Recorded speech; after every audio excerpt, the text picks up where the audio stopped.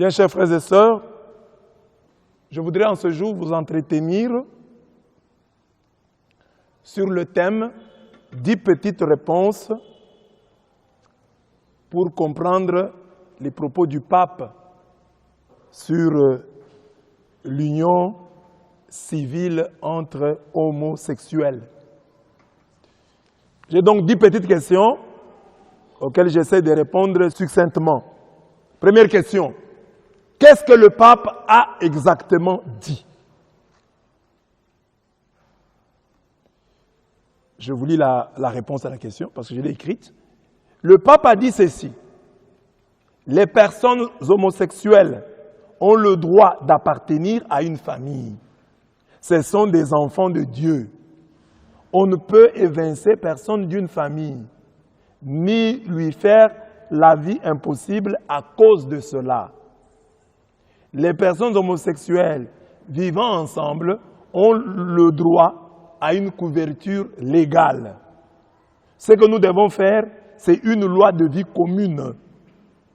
En espagnol, on dit convivencia, convivencia civile.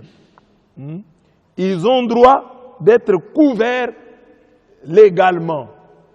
J'ai défendu cela. Dans les premières lignes de ce texte, le pape parle de la famille d'origine de l'homosexuel. On ne peut pas chasser un enfant, on ne peut pas chasser une personne de sa famille à cause de son orientation sexuelle. Voilà ce qu'il dit. Quand il dit, les personnes homosexuelles ont le droit d'appartenir à une famille. Ce sont des enfants de Dieu. On ne peut évincer personne d'une famille. On ne peut chasser personne d'une famille, ni lui faire la vie impossible à cause de cela. Donc, famille d'origine. Imaginez que vous avez dans votre famille un frère homosexuel, une sœur lesbienne. Qu'est-ce que vous en faites? Vous le rejetez? Vous le chassez de la famille? C'est une option que certaines personnes peuvent lever. Mais ce n'est pas l'option de l'Église. Ce n'est pas l'option du Christ. Mais nous savons que les ennemis de l'Église catholique, les églises de réveil, se sont illustrés dans notre pays, par exemple, en chassant les enfants dits sorciers. Donc quand eux, ils disent qu'ils ont la force, ils ont la puissance. Mais quand un enfant est sorcier, on le chasse de la maison. Alors vous pouvez comprendre que ces gens-là ne comprennent pas votre logique à vous, catholiques. Parce que dans votre logique catholique, vous comprenez que vous distinguez le pécheur du péché. La sorcellerie est condamnable. Mais le sorcier, c'est toujours une personne à sauver. Jésus est venu pour les sorciers. Jésus est venu pour les homosexuels. Jésus est venu pour les pécheurs dont je fais partie, dont tu fais partie. Donc, le pape dit, on ne peut pas chasser quelqu'un de la famille. Parce que nous avons dans nos familles, on va avoir votre propre père. Il y a des familles comme ça. Le papa est polygame. Le papa a violé une mineure. Il cesse d'être votre papa. Vous le chassez de la famille. Et pourquoi les homosexuels, eux, auraient un traitement à part? Ils sont aussi des humains. C'est un péché. C'est une abomination, comme dit la Bible. Mais c'est un péché. Comme toi, tu aussi, tu es pécheur. On ne t'a pas chassé de la famille. Les dernières lignes, les lignes suivantes de l'affirmation, le pape dit, les personnes homosexuelles vivant ensemble ont le droit à une couverture légale. Ce que nous devons faire, c'est une loi de vie commune. Convivencia civile. Ils ont le droit d'être couverts légalement. Qu'est-ce que le pape dit ici? Il ne parle pas ici du mariage civil. Parce que beaucoup ont compris comme ça, que le pape est en train de plaider pour que les homosexuels se marient civilement. C'est déjà un acquis en Europe. Dans la plupart des pays, c'est déjà un acquis. Mais alors le pape viendrait plaider pour quoi? Parce que ça se fait déjà. Comment le pape va plaider pour le mariage civil? C'est en Europe. C'est déjà un fait dans presque tous les pays. Si on n'a pas accepté encore le mariage homosexuel, on a au moins accepté déjà l'union civile. Le pape ouvrirait alors, serait en train de forcer une porte déjà ouverte. Ça n'a pas de sens. Qu'est-ce qu'il dit ici? Quand il appelle union civile, je vais revenir là. Donc il parle d'union de convivence civile, couverte légalement. Couverte légalement. Alors ça me permet d'attaquer la deuxième question. Qu'entend-il par union civile? Non, on explique union civile. Tous les pays parlent de mariage entre homosexuels. Mariage pour tous. Alors le pape est convaincu que le terme mariage doit être réservé à l'amour entre un homme et une femme. C'est ainsi qu'il dit. Cet état de fait de l'homme et de l'homme vivant ensemble, de la femme et de la femme vivant ensemble, en couple, on ne peut pas l'appeler mariage. S'il faut lui donner un nom, appelons union civile, pour laisser le terme mariage seulement pour qualifier l'union entre un homme et une femme. Je le cite lui-même, parce que là, je vous ai expliqué. Pour comprendre ces propos du pape, il faut savoir qu'il refuse de parler de mariage homosexuel ou gay. Et préfère utiliser l'expression union civile pour qualifier justement cette relation entre personnes de même sexe. Je les laisse parler. Qu'est-ce qu'il dit? Disons les choses comme elles sont. Le mariage, c'est un homme et une femme. Le mariage, c'est un homme et une femme. Ça sont les déclarations du pape. Le mariage, c'est un homme et une femme. Le mariage, c'est un homme et une femme. Le pape dit ça. Le mariage, c'est un homme et une femme. Est-ce que vous avez entendu? Le pape dit, le mariage, c'est un homme et une femme. C'est ça qu'il dit. C'est le pape. Il dit ça. Le mariage, c'est un homme et une femme. C'est le terme précis. Appelons l'union du même sexe union civile. Il dit l'union du même sexe là. Appelons-la union civile. Mais ne l'appelons pas mariage. Ce n'est pas un mariage. C'est une union civile. Le mariage est un mot historique. Depuis toujours dans l'humanité. C'est-à-dire, depuis toujours dans l'humanité, quand on dit mariage, on voit un homme, et pas seulement dans l'église, dans l'humanité. Quand on voit mariage, c'est homme-femme. Dans notre langue, quand on dit Djibaka, homme-femme, Libala, homme-femme, Bukweli, homme-femme, c'est comme ça. Le mariage, matrimonio, homme-femme. Homme-femme. Il dit, depuis toujours dans l'humanité, et non seulement dans l'église, c'est un homme et une femme, il revient encore. Dans l'humanité, et non seulement dans l'église, c'est un homme et une femme. On ne peut pas changer cela comme ça. On ne peut pas changer cela comme ça. Un jour, on se réveille et dit, maintenant, le terme mariage, on l'utilise pour qualifier l'union entre deux personnes du même sexe. Il dit, non, on ne peut pas changer ça comme ça. On ne peut pas changer ça. Ça, c'est le pape qui dit. C'est une déclaration beaucoup plus vieille. Bon, enfin, toutes les déclarations, je vais le dire, datent d'il y a longtemps. Hein. Mais ça aussi, le pape l'a dit. Mais vous n'avez pas entendu des gens faire du bruit sur ça. Le pape dit ici clairement que le mariage, c'est un homme et une femme. Dans la citation, il revient 2 fois. Qui a fait du bruit sur cette affirmation? Ici, nous avons un plaidoyer sur l'original. Le pape nous retourne au jardin d'Éden. Quand Dieu les créa homme et femme. L'homme quittera la maison de son père et s'attachera à sa femme. Et les deux ne feront qu'une seule chair. Ça, c'est ça l'original. C'est ça que nous voulons. C'est ce que l'Église prêche. Nous voulons l'original. Homme, femme. Ça sont des déclarations du pape. Et les déclarations du pape ici sont en espagnol. Heureusement, je connais l'espagnol. Je peux vous lire. Matrimonio es una palabra histórica. Là, c'est en espagnol. Siempre en la humanidad, y no solo en la iglesia, es entre un hombre y una mujer. Ça, c'est le papa en espagnol. No podemos cambiarlo. Nous ne pouvons pas le changer. No podemos cambiarlo. Nous ne pouvons pas le changer.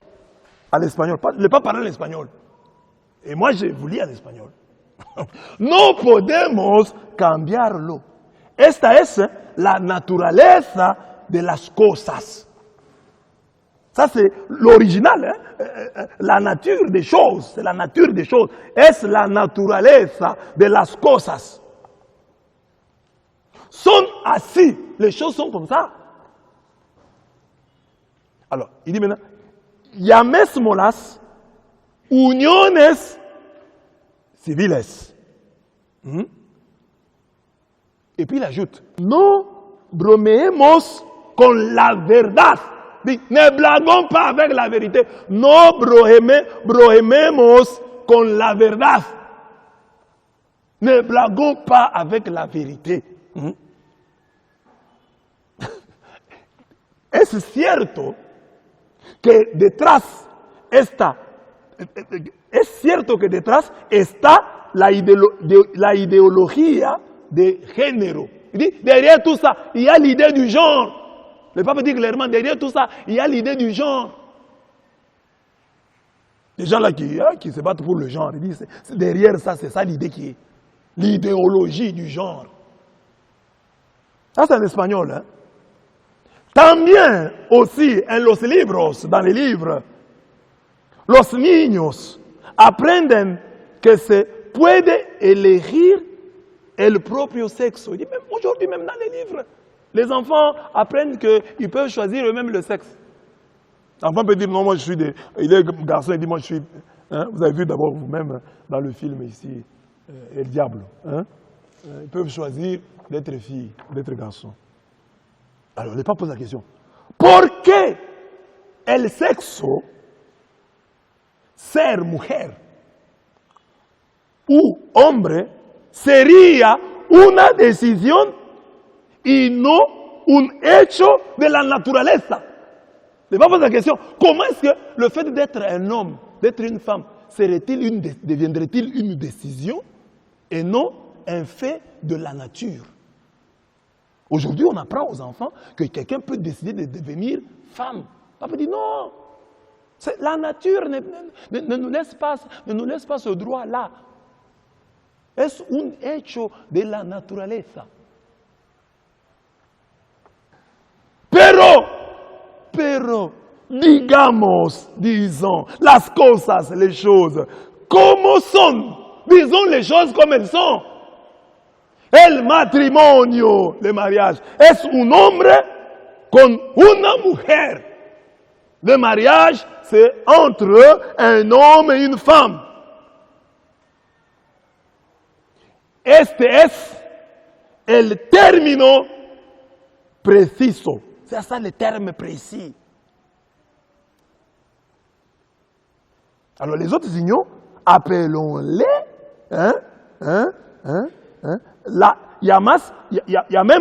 llamemos, appelons la l'union del mismo sexo, du même sexe, union civile.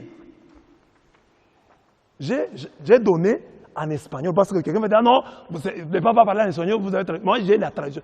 Je vous donne les textes en espagnol, je comprends l'espagnol. Heureusement. Le pape est même plus sévère que vous et moi. Parce que nous, habituellement, nous appelons mariage homosexuel. Mais le pape François dit non, rien. Le pape dit que le mariage, le terme mariage ne peut être réservé qu'à l'union entre un homme et une femme. Les unions de fait qui existent déjà entre homme et femme, le pape dit, bon, ces unions-là, appelons-les union civile. Union civile. Ne les appelons pas mariage. Mais toi, tu appelais déjà mariage. Tu dis facilement mariage entre homosexuels, mariage des homosexuels, mariage pour tous. Mais le pape va plus loin que toi. Il dit, le terme mariage, ne l'appliquons pas à ces relations-là. Ces relations-là, appelons-les union civile. Le mariage, c'est l'union entre un homme et une femme. C'est clair. Donc le pape est même plus sévère. Mais comment, quand le pape a dit ça, que le mariage c'est l'union entre... Est-ce qu'on a fait du bruit? Vous avez entendu les gens en parler? Non, les gens n'en ont pas parlé. C'est que vous comprenez que derrière cette histoire, il y a le diable. Parce que comment quand le pape dit des bonnes choses, vous ne dites rien. Quand il dit des bonnes choses, vous les déformez et vous faites du bruit sur votre déformation des paroles du pape. Troisième question. Qu'est-ce qu'est la couverture légale? Parce que le pape dit que les personnes homosexuelles vivant ensemble doivent être couvertes. Il est dit en espagnol. Lo que tenemos que hacer es una ley de convivencia civil. Pues tienen derecho a estar cubiertos legalmente. Tienen derecho a estar cubiertos legalmente. Ils ont le droit d'être couverts légalement. Mais pourquoi le pape dit ça? Pourquoi le pape dit ça? Pourquoi parle-t-il de la couverture légale? Le pape parle d'une situation, d'un contexte où le mal est déjà fait. En Europe, les mariages homosexuels existent, légalisés. L'homosexualité dépénalisée. Mariage légalisé. Il y a dans des pays, le premier ministre, un homosexuel. C'est comme ça là-bas. Peut-être que tu n'as jamais été là-bas, peut-être que tu ne comprends pas les choses, mais c'est comme ça. Là-bas, c'est déjà fait. Ça existe. Même le premier ministre d'un pays homosexuel. Des grands journalistes connus, des cinéastes, des acteurs de cinéma connus homosexuels, qui s'affichent, qui n'ont pas honte. Alors, devant cette situation, quel est le pouvoir qu'a le pape de frapper? Il va frapper le gouvernement. Il va faire quoi?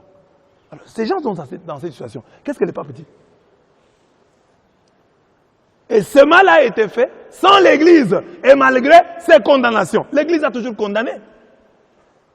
Malgré les condamnations de l'Église. Le mal est déjà fait. Les homosexuels en couple existent. Doit-on les ignorer? Sont-ils des hommes ou des sous-hommes? Ont-ils encore des droits? C'est à ces questions que le pape répond. Est-ce qu'un homosexuel a encore des droits? La même question peut être posée. Un voleur a-t-il encore des droits? Dans votre pays, que dit la Constitution au sujet du voleur? Vous attrapez un voleur, vous le tuez? Vous attrapez un voleur, vous le tuez? Vous le brûlez? Que dit la loi? Mais c'est un voleur, il a commis, quelqu'un qui a violé votre enfant. Que dit la loi? Il doit être couvert aussi légalement. Même s'il a violé votre enfant, il doit être couvert légalement. Amenez-le à la justice. Que la justice s'occupe de lui. C'est ça la couverture. Entre autres, la couverture légale. Alors maintenant ici, pour le cas d'espèce, je vais vous donner un exemple. Un couple d'homosexuels ayant en sa charge 2 enfants, a-t-il droit aux allocations familiales? C'est ça la question. Parce que ça, on n'avait pas prévu dans tous les pays.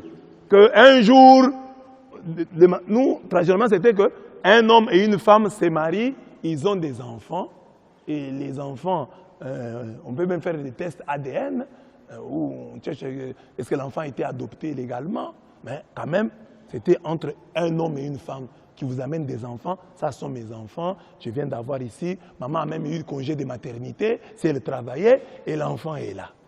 Bon. Maintenant, à la société là où tu travailles, on sait que tel papa a un enfant, a 2 enfants. Alors on dit, voilà, chaque mois, dans votre salaire, on vous ajoute tel montant, allocation familiale pour vos enfants là. Mais maintenant, ici, nous avons 2 couples. 2 garçons qui se mettent ensemble. 2 femmes, 2 hommes qui se mettent ensemble, en couple. Bon, ils adoptent un enfant. Ou bien le monsieur là, ou la dame là, avait déjà un enfant qu'elle avait eu avec un homme. Et le monsieur avait aussi un enfant qu'il avait eu avec une femme. Alors, c'est son enfant. Mais ils vivent maintenant en couple là-bas. La femme travaille. La femme qui travaille. L'homme ne travaille pas, par exemple. Bon, cet enfant-là, de l'homme, hein? Vous comprenez? L'enfant de l'homme. Mais c'est la femme qui travaille. Bon. Cet enfant-là, peut-il recevoir des allocations familiales? C'est la question. Ça, aucune législation n'a prévu ça. On va faire quoi? Qu'on laisse l'enfant là mourir, qu'il n'ait pas des allocations. C'est ça la question. Une autre question c'est, bon, quand l'enfant tombe malade, quand il est encore petit, on demande aux parents l'autorisation. Peut-on opérer cet enfant? Mais on a demandé la vie à quelqu'un. Dans ce cas, on demande la vie à qui? Parce que le papa là, bon, c'est un couple, vous voyez, un couple d'homosexuels qui arrive, qui dit non, notre enfant, et qui est le père? L'homme dit c'est moi. Qui est la mère? Et l'autre homme aussi dit c'est moi. Le médecin ne s'est pas préparé à ça. Alors, mais comment vous êtes là? Ce n'est pas prévu. Mais c'est une situation, l'enfant est malade. Mais maintenant, il faut avoir l'autorisation du papa, l'autorisation des parents pour que cet enfant-là soit opéré. On fait quoi? C'est ça que le pape est en train de dire. Que ces enfants-là, ils ont aussi droit à une couverture légale. Ils doivent être couverts légalement. La même question pour l'héritage, les testaments, etc. Toutes ces questions. Donc, une autre question. Au sein d'un couple homosexuel, le parent non biologique d'un enfant, appelé parent social, peut-il à ce jour inscrire son enfant à l'école ou, dans des cas de nécessité, accepter une intervention médicale d'urgence, faire sortir son enfant de l'hôpital? L'enfant est pendant à l'hôpital. Le papa ou la maman du couple homosexuel, bon, enfin, trouve que l'enfant, il faut déplacer, l'enlever de cet hôpital. On va demander, mais toi, tu es qui? Hein? Je suis son mère. Oui. Ce sont des cas comme ça, on n'a jamais prévu ça. Le pape dit qu'on regarde. Parce qu'un homosexuel a posé la question au pape. Il dit, moi, je suis homosexuel. J'ai des enfants chez moi. Puis je les ai amenés à l'église. Répondez. Dans le quartier, on sait que ce papa-là, c'est un homosexuel. Et cette maman-là, bon, enfin, ces deux papas-là sont des homosexuels. Et ils ont 2 enfants. Ils viennent avec à l'église, ou ils les envoient, ou ils viennent avec eux.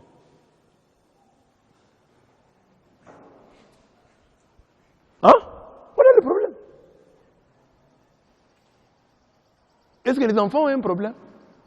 Et même les parents. Nous qui venons à l'église, nous ne sommes pas saints.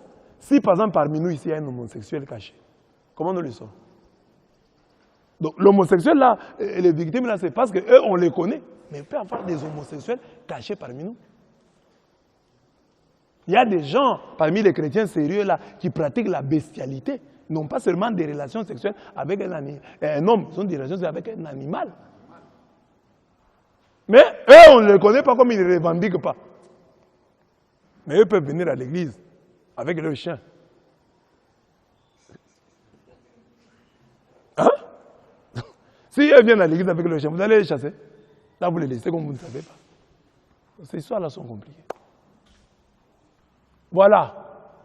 Donc voilà ce que je pouvais dire sur la couverture légale.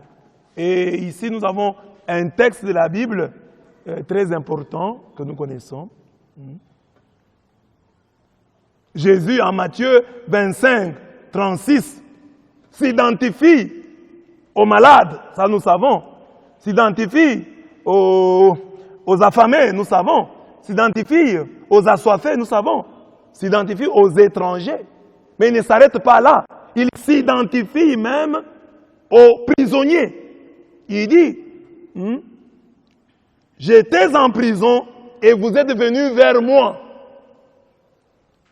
Donc quand nous allons visiter les prisonniers là, est-ce que nous faisons les tris en disant, oh, nous visitons les prisonniers innocents, nous ne visitons pas les prisonniers coupables? Jésus dit, j'étais en prison. Quelle que soit l'accusation, j'ai droit à votre visite. Si vous ne me visitez pas quand je suis en prison, au dernier jour, vous aurez des problèmes avec moi. visiter les prisonniers. Il n'a pas dit aller en prison et distinguer les bons prisonniers des mauvais. Prisonniers, j'étais en prison. Donc Jésus s'identifie aux prisonniers. Donc même le prisonnier a droit à notre visite. Ce que le pape dit, est-ce une nouveauté? Quatrième question. Est-ce que ce que le pape dit est une nouveauté? Le pape n'invente pas la roue. L'Église a toujours distingué le péché condamnable du pécheur toujours aimable, toujours sauvable. Et les homosexuels se plaignent de cette distinction. Vous savez, quand le pape dit, hein, l'Église enseigne ça et le pape, dans l'Église catholique, on distingue, on dit que les homosexuels, nous les accueillons en tant que personnes. Mais les actes qu'ils posent, nous les réprouvons, sont des péchés. Les homosexuels eux-mêmes ne veulent pas ça. Les homosexuels veulent que l'Église approuve et les personnes et leurs actes. Parce que c'est une distinction importante. Les actes, nous les condamnons, nous les désapprouvons, nous les rejetons. Mais l'homme, le pécheur, nous ne le rejetons pas.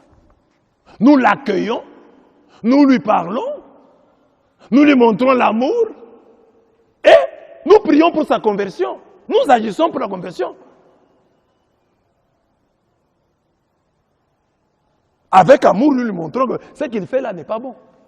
Mais avec aussi véhémence, non, c'est pas bien.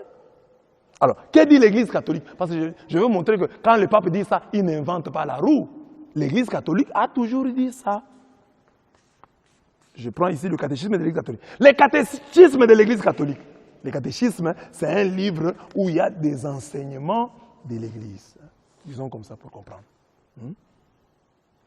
Depuis sa publication, ce catéchisme que nous avons maintenant a été publié en 1990.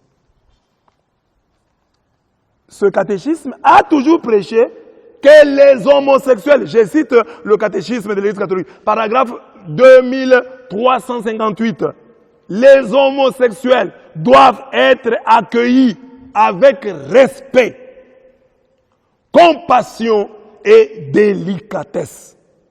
On évitera à leur égard toute marque de discrimination injuste. Catéchisme de l'Église catholique, paragraphe 2358. L'homophobie n'est pas une vertu chrétienne. C'est-à-dire la haine des homosexuels. Ce n'est pas une vertu. C'est la haine du péché qui peut être considérée comme une vertu. Mais la haine du pécheur est un péché. La haine du péché est vertueuse. Mais la haine du pécheur est vicieuse. C'est ça la distinction que les gens n'arrivent pas à faire. Le pécheur doit être accueilli avec compassion, respect, délicatesse. Le pécheur. Mais le péché doit être désapprouvé, condamné, rejeté. Alors ne commettons pas l'erreur de jeter et le bébé et l'eau du bain. Non, on jette l'eau du bain après avoir lavé le bébé. Mais le bébé, on le garde. Il y a des gens qui commettent cette erreur. Après avoir lavé le bébé, ils jettent et l'eau du bain et le bébé. C'est ça le christianisme actuel. Et c'est pourquoi le pape a des problèmes. Parce que ça ne passe pas dans notre imaginaire. Nous n'avons pas été formés à ça. Même si l'Église l'enseigne, mais distinguer le péché du pécheur, une équation compliquée pour les chrétiens d'aujourd'hui. On parle de discrimination injuste. Parce que nous tous, nous sommes des pécheurs. S'il y a parmi nous quelqu'un qui a pris la femme d'autrui, il est à l'église, on l'accueille sans problème. Il est à l'église, on lui donne aussi des conseils comme ça. Mes frères, convertissons-nous. Voyez, Dieu nous aime. Mais l'homosexuel, lui, on doit le frapper ou le gifler. C'est injuste. Parce que nous tous sommes des pécheurs. Et les gens des églises nous ont prêché qu'il n'y a pas de petits et de grands péchés. Ils disent ça souvent. Ils disent ça. Mais tout d'un coup, il y a dans l'église des impudiques, il y a des voleurs, il y a des menteurs. Les menteurs, eux, on les traite bien, avec délicatesse, respect et compassion. Mais les homosexuels, les gens veulent qu'on les traite avec rudesse. Qu'on les frappe, qu'on les tue, qu'on les brûle. C'est ce qu'on dit discrimination injuste. Parce que nous tous, nous sommes des pécheurs. Et vous savez, il y a des gens qui sont même homosexuels qui ne se connaissent pas. Ils peuvent être parmi nous ici. Hein. Il y a des gens comme ça. Un garçon aussi qui n'aime pas les filles, qui aime seulement les garçons. C'est moindre erreur. Tu passes de l'autre côté. Est-ce qu'il n'y a pas quelque part là une tendance? Non, les homosexuels. Mais tu peux avoir des tendances. Tu as des tendances, hein, mais la société dans laquelle tu vis ne te permet pas de les exprimer. Ne permet pas de t'exprimer. Tu as peur, la société, ça va. Mais tu as ça dans ton cœur. Donc je parle de discrimination injuste parce que nous tous sommes des pécheurs et aussi parce que il y a beaucoup de gens qui ont des tendances homosexuelles. Mais ils vivent dans un milieu, dans une société où ils n'arrivent pas, où ces tendances sont inhibées. Ils n'arrivent pas à les exprimer. Mais ils peuvent, en faisant l'examen de conscience, se rendre compte que, bon, moi aussi j'ai une tendance un peu comme ça. Ou à un certain moment de ma vie, j'ai pu passer par là. N'eût été la grâce de Dieu, n'eût été ceci, je serais resté... Bon. Alors tu peux pas condamner les autres. Tu condamnes le mal.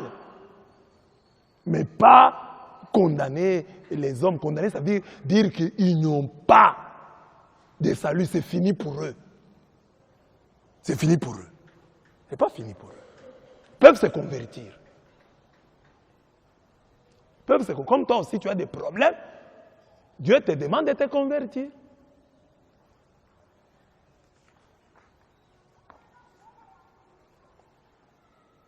Moi, j'étais en Espagne. Je vais dans un magasin et je rencontre un homme comme ça, tel qu'il était habillé. On voit que c'est un homosexuel. Mais il nous a très bien accueillis, très patient à répondre à toutes nos questions.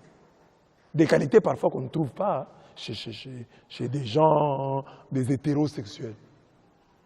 Il ne faut pas toujours être vantard, penser que dès qu'on est hétérosexuel, on va aller au ciel. Non. Non. On peut avoir des homosexuels au ciel et des hétérosexuels en enfer. C'est Dieu qui juge. Si un homosexuel, avant de mourir, se confesse, Dieu va lui pardonner. Mais toi, tu es hétérosexuel, tu peux mourir comme ça sans te confesser, sans demander pardon à Dieu. La grâce de la bonne mort. Qu'est-ce qui te prouve que tu l'auras? Nous ne savons pas. Parce que nous sommes tous des pécheurs. Et tu peux mourir en état de péché. Mais l'homosexuel, par la grâce de Dieu, peut mourir comme le bon larron. En état de grâce. À la dernière minute, se convertir et entrer au ciel. On sera réservés. Mais ces choses, il faut une certaine profondeur spirituelle pour les comprendre. Sinon, quelqu'un d'autre ne va pas. Ah, voilà, M. l'abbé est en train de justifier. Je ne justifie rien. J'ai dit seulement ce que la parole. Cinquième question. De quand date cette déclaration qui fait couler tant d'encre et de salive? De quand? Pour beaucoup de gens, le pape a fait cette déclaration le mercredi 21 octobre 2020. C'est faux et archi faux. Ces paroles du pape viennent d'un documentaire intitulé Francesco, qui est sorti mercredi 21 octobre à Rome. C'est une œuvre d'un cinéaste russe, Evgeny Afinevski, qui fêtait le même jour-là ses 48 ans. Ce documentaire est une compilation d'anciennes déclarations du pape François, issues des interviews données dans des contextes et milieux différents. En regardant le documentaire, on se rend compte qu'il s'agit bien de plusieurs extraits. plus ou moins coupés et sortis de leur contexte. Mais surtout, parfois, très habilement montés et qui font douter des bonnes intentions du réalisateur. Vous voyez, moi qui ai l'habitude de faire des vidéos, je comprends. Quand tu fais une vidéo, chacun prend ce qui lui plaît. Et on peut prendre tes paroles, les mettre dans un autre contexte, et les paroles vont sonner faux. Alors que toi, tu les as prononcées dans tel contexte. Il faut suivre tout l'enseignement pour comprendre ces paroles. Mais les gens sortent nos paroles de contexte et les mettent comme ça. Et quelqu'un qui voit, il s'arrête là, il vous juge. Vous avez l'expérience parce que vous avez déjà vu nos vidéos. Et vous voyez comment les gens coupent les vidéos pour leurs besoins. Quelqu'un qui veut s'attaquer à tel, prend la partie là qui attaque son ami. C'est fini. Donc, ces déclarations du pape datent d'il y a longtemps. Mais c'est parce qu'on faisait la publicité de ces documentaires qu'on a fait passer les séquences là. Et en faisant passer les séquences, la toile s'est enflammée. Il y a eu un emballement médiatique. Oh, le pape a dit, le pape a dit. Parce que j'ai dit, ici j'ai montré que en 1990 déjà, le catéchisme disait qu'on doit accueillir les homosexuels avec respect, délicatesse et compassion. On doit les accueillir comme ça. En évitant toute discrimination injuste en 1990 déjà. Mais ça n'a pas fait du bruit. Mais que le pape puisse parler, comme les gens veulent faire dire au pape ce qu'ils veulent. Alors, dès qu'il a dit ça, oh, voilà, il a dit. Et il suffit de lire les titres. Le pape François lève le tabou sur le mariage civil homosexuel. Les personnes homosexuelles ont le droit à une famille, estime le pape argentin. Union contre nature, le coup de poignard du pape François. Le pape François défend le droit à l'union civile des homosexuels. Ça, c'est sur le site du journal Le Monde. Le pape François dit oui au contrat d'union civile pour les couples homosexuels.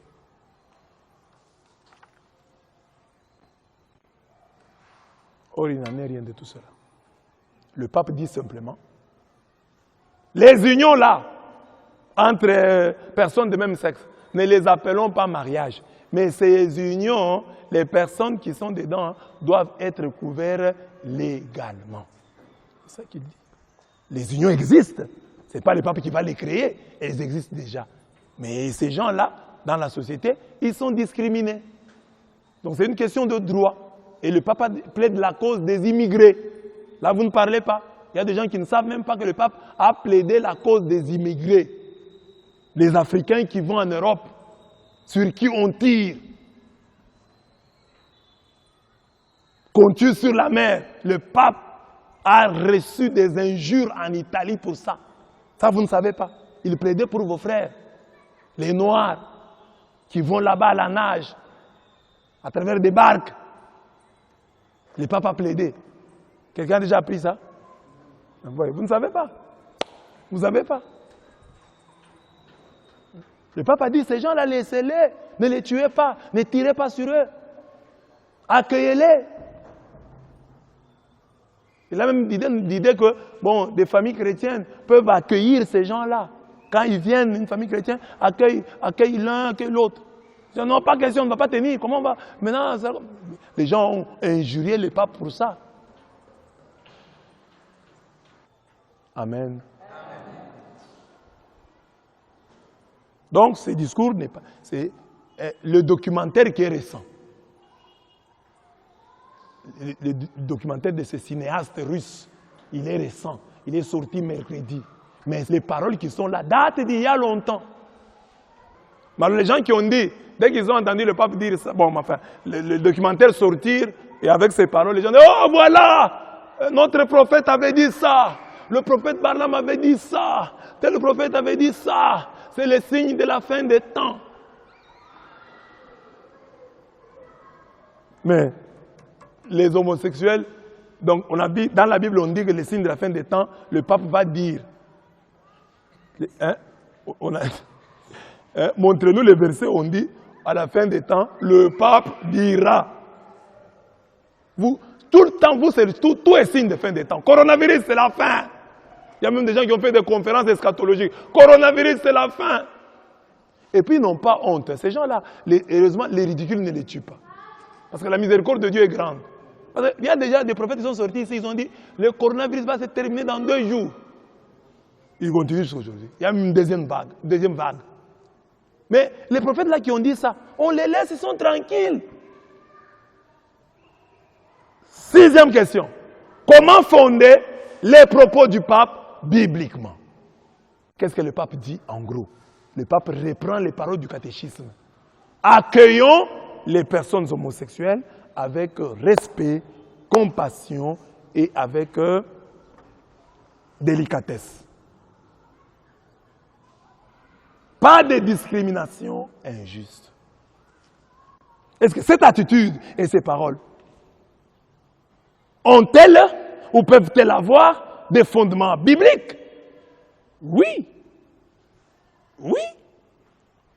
Ces propos du pape rejoignent ce que l'Évangile a de plus beau et de plus pur.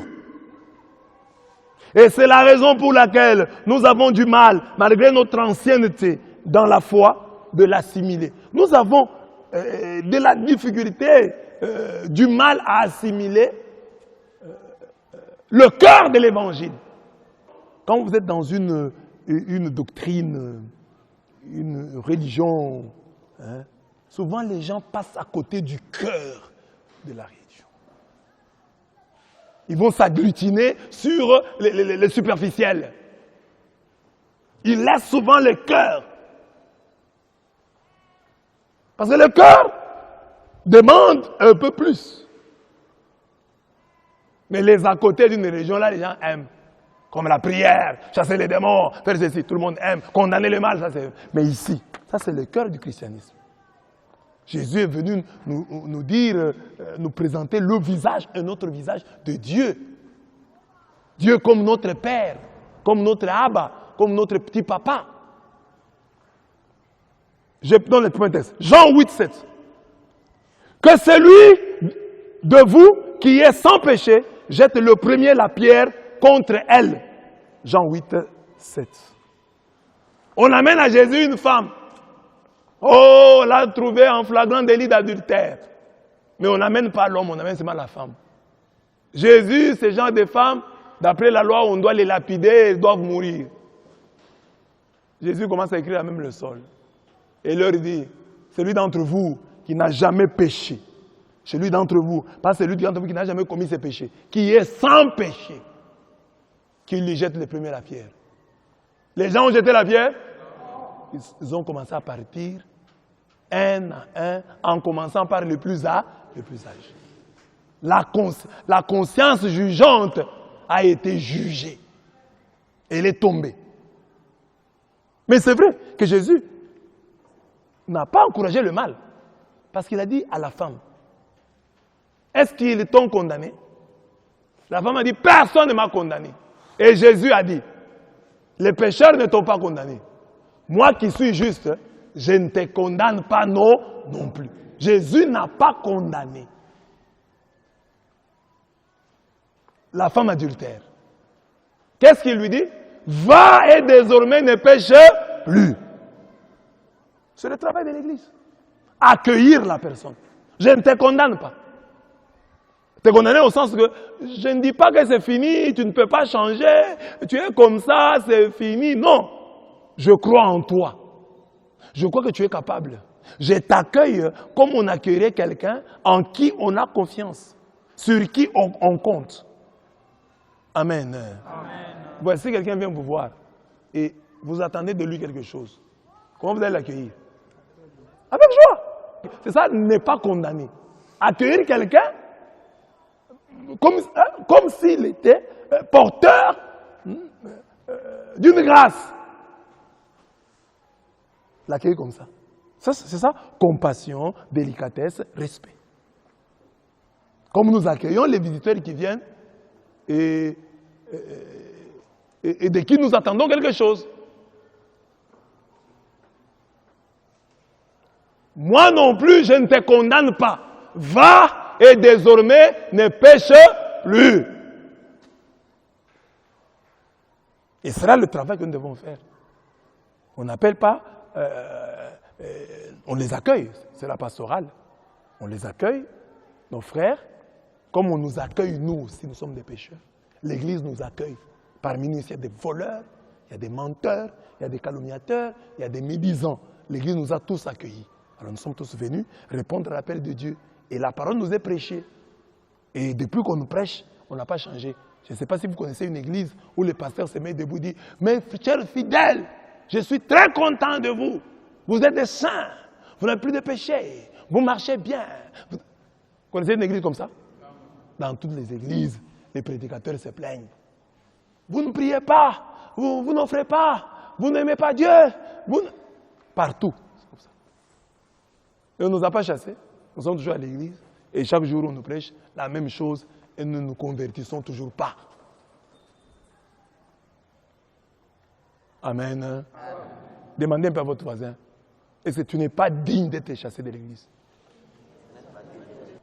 Qui serait fier que Dieu puisse projeter le film de sa vie sur la place publique? Personne. C'est ça la question de Jésus. Jean 8, 7. Que celui qui n'a pas de péché lui jette la première pierre. Nous avons toujours des erreurs. Si nous n'avons pas de fautes commises en action, par action, nous en avons commises en pensée, en parole. Par omission, il y en a beaucoup. Et ça devait nous rendre humbles. Ce n'est pas pour dire pour justifier, non. Nous sommes humbles, nous sommes comme eux. Mais peut-être leur faute à eux crie plus fort que la nôtre. Mais c'est tout de même une faute. Jean 8, 7. Jean 8, 10. Je ne te condamne pas non plus. Va et ne pêche plus. Voilà. C'est là comme ça. Mais c'est un processus. Zachée, Jésus fréquentait ces gens-là. Ça, l'évangile. Je vous ai déjà dit, dites un peu, Jésus chez Zachée. Dites Jésus chez Zachée. Jésus chez Zachée. Vous avez du mal à prononcer. Hein? Je vous ai déjà prêché que, comme nous avons du mal à prononcer, c'est ainsi que nous avons du mal à comprendre que Jésus puisse vivre avec les pécheurs. Ça nous scandalise toujours, ça nous scandalisera. C'est une difficulté que nous avons à dire Jésus, dites ça vite, vite, dites ça vite, vite. Jésus, dites vite, Jésus. La difficulté que vous avez à prononcer ça montre que nous avons du mal à accepter que Jésus aille chez Zachée, que Jésus aille chez les homosexuels, que Jésus aille chez les politiciens de l'autre bord. Nous avons du mal. Et Jésus a eu maille à partir avec les gens à cause de ça. Jésus parlait avec les publicains. Jésus allait chez les publicains. Jésus parlait avec les prostituées.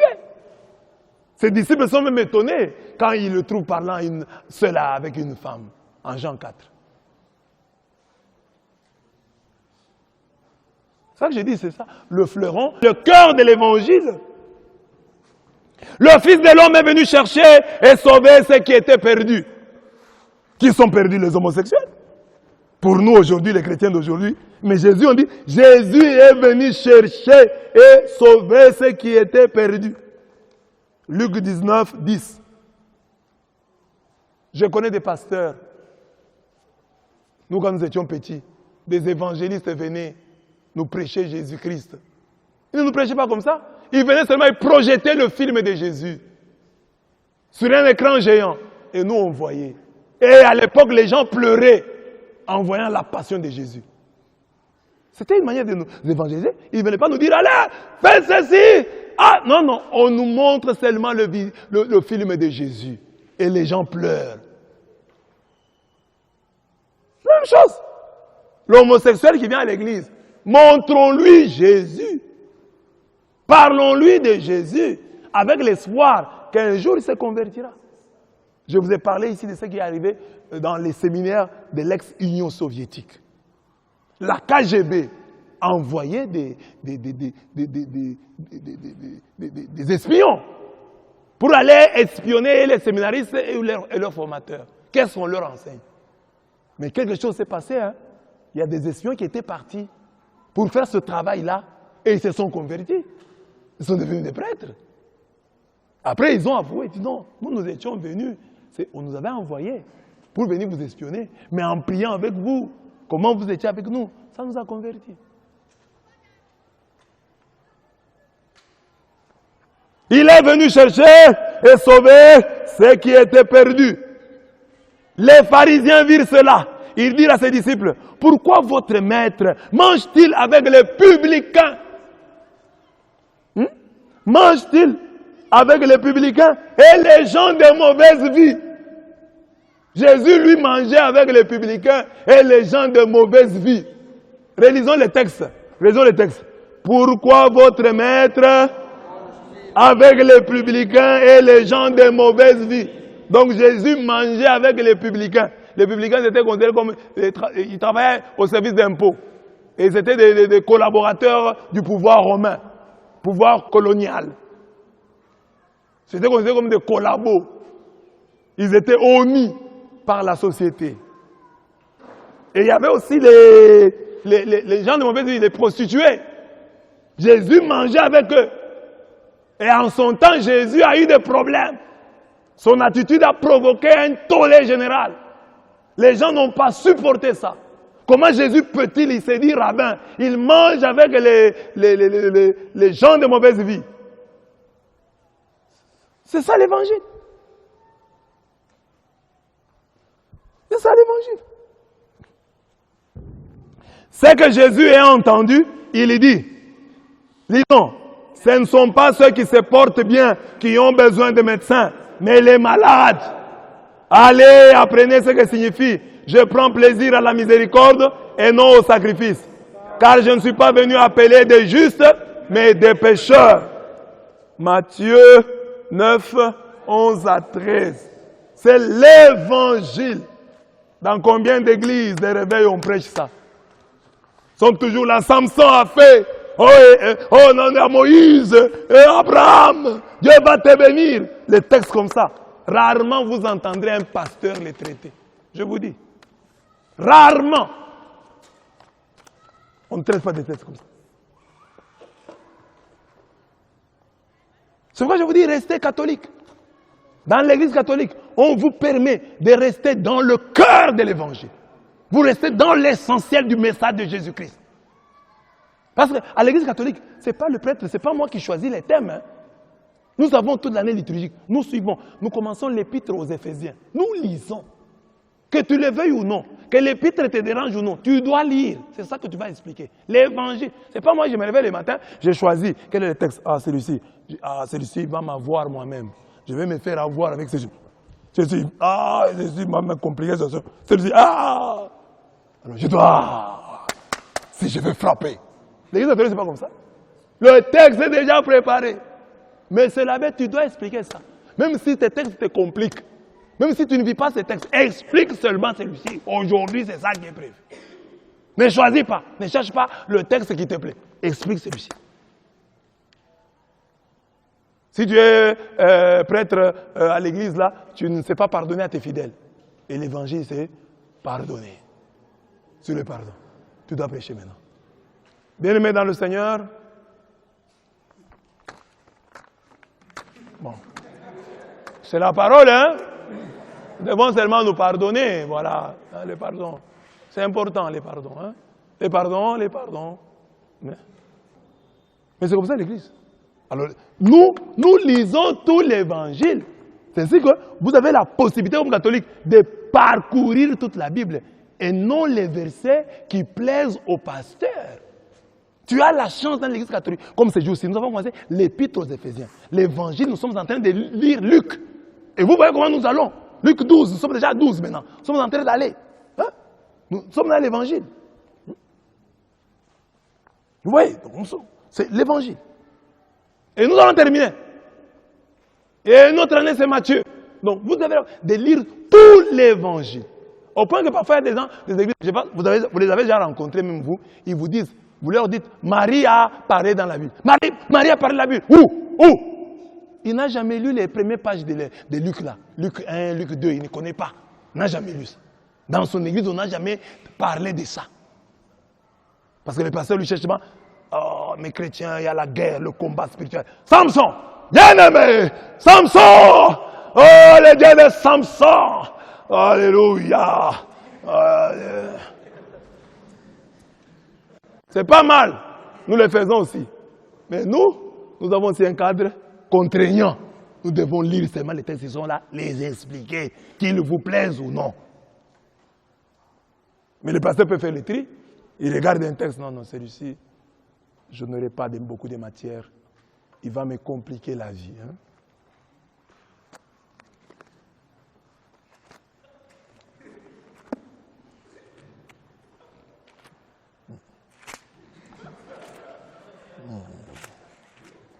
Surtout pas ça. Ah! L'ange de l'Éternel fit à Josué cette déclaration. Ainsi parle le Seigneur, si tu marches dans mes voies.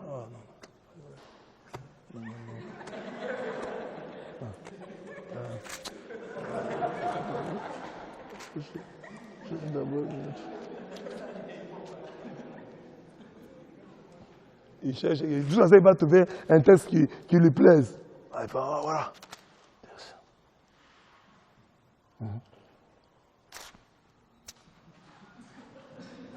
Voilà, la gloire de cette dernière maison sera plus grande que celle de la première. Dit l'Éternel des armées. Et c'est dans ce lieu que je donnerai la paix, dit l'Éternel des armées. Voilà. Je prends le thème, la gloire de cette dernière maison. Bien-aimés dans le Seigneur, notre thème c'est la gloire de cette dernière maison. La dernière maison c'est qui? C'est toi. C'est toi. C'est toi la dernière maison. Dieu va te donner une grande gloire. Alléluia. Là, c'est inoffensif. Hein? C'est mouvementé, c'est bon, mais ça ne touche pas le cœur de l'évangile. Ça ne touche pas la miséricorde. Ça ne donne pas, ça ne forme pas l'homme à la stature du Christ. Tu sors de là, tu ne ressembles en rien à Jésus-Christ.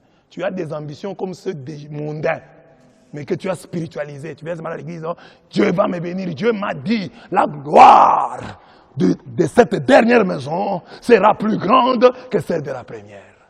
Moi, alors tu rentres même au quartier là, tu dis aux gens, moi que vous voyez ici, demain, vous allez regretter, vous allez sentir, on m'a dit la gloire. Donc, l'évangile te rend orgueilleux. Je vous mets au défi de me trouver des enseignements des pasteurs sur des textes comme ça. Je me mets au défi. S'il y en a, ils ne sont pas nombreux. Sur le cœur de l'évangile. Les puritains et les hypocrites du temps de Jésus n'étaient pas d'accord avec lui pour l'accueil qu'il réservait aux marginaux pécheurs de son temps.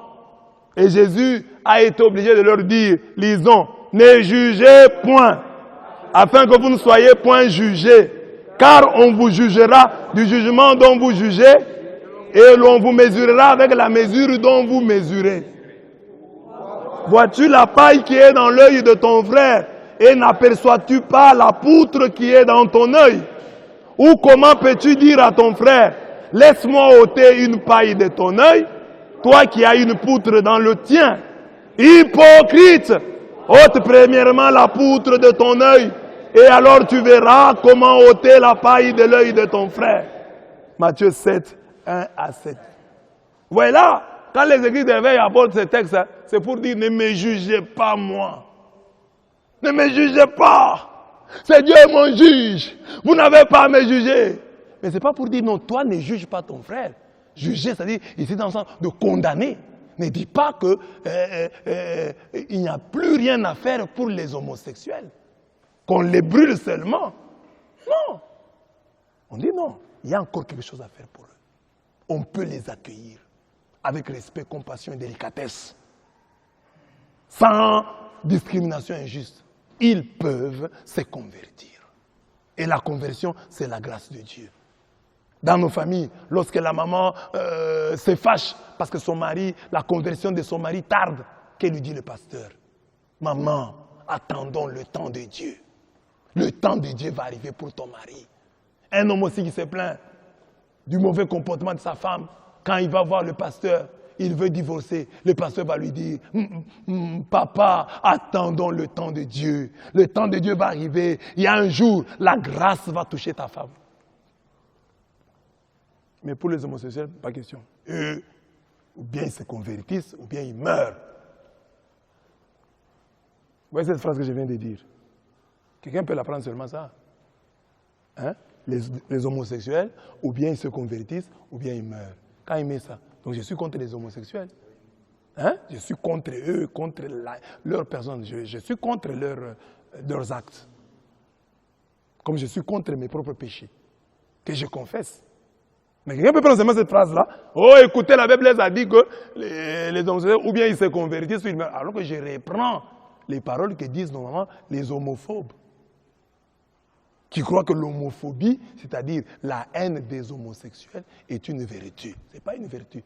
L'homophobie des homosexuels est un vice, c'est un péché. La haine de l'homosexualité, c'est une vertu. Mais pas la haine des homosexuels. La haine tu ne peux pas dire, moi j'ai hais les voleurs. Dieu t'interdit de haïr. Tu dois aimer. Aimer le voleur, refuser le vol. Regardez votre voisin. Dites-lui, je t'aime. Alors vous, à qui on a dit je t'aime, dites à votre voisin, je suis un voleur.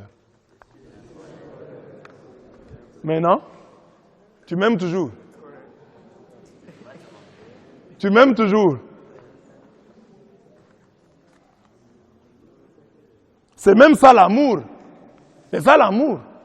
Quand vous aimez quelqu'un, parce que vous ne connaissez pas ses défauts, vous ne l'aimez pas encore. Le véritable amour, c'est vous aimez quelqu'un surtout quand vous connaissez ses défauts. Ça l'amour.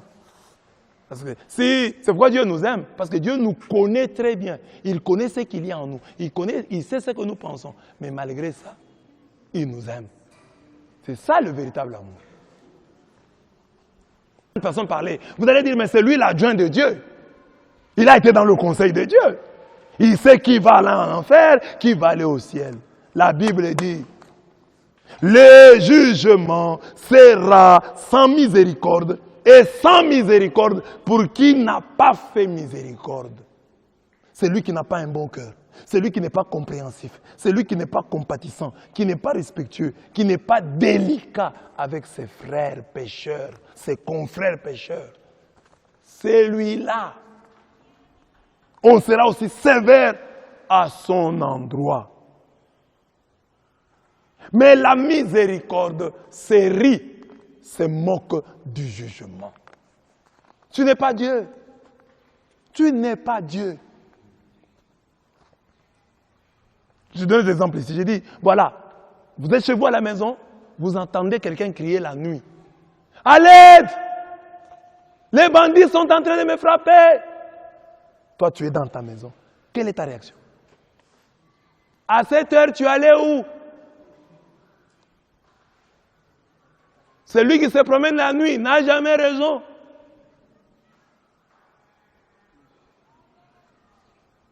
Et lui va te dire, la poule qui marche, c'est celle-là qui mange.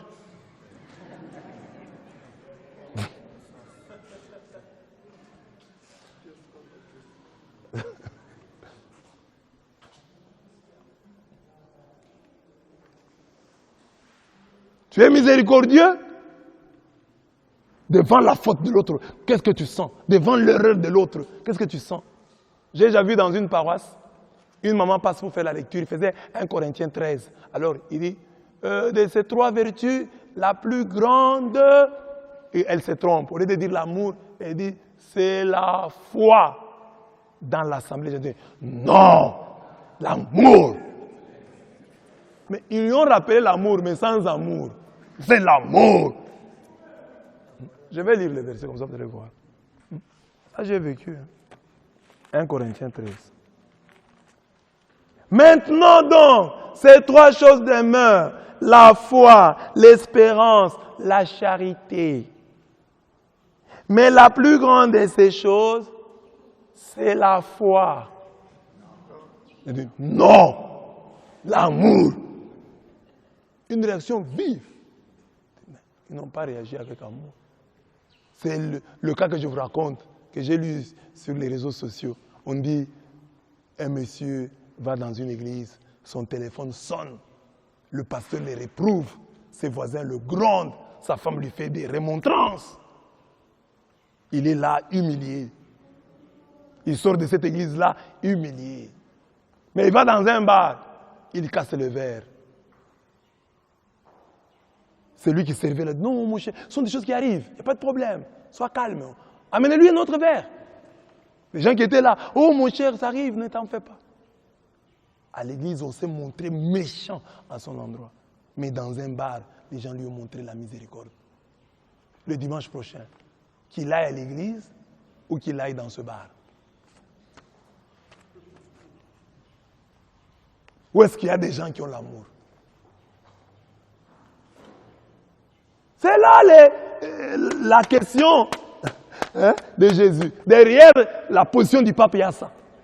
Quelle est notre attitude foncière? Qu'est-ce qu'il y a dans nos cœurs? Parce que le pape sait que quand il fait ça, il s'expose à la colère de tous les puristes, les puritains et les pharisiens, les hypocrites de notre temps.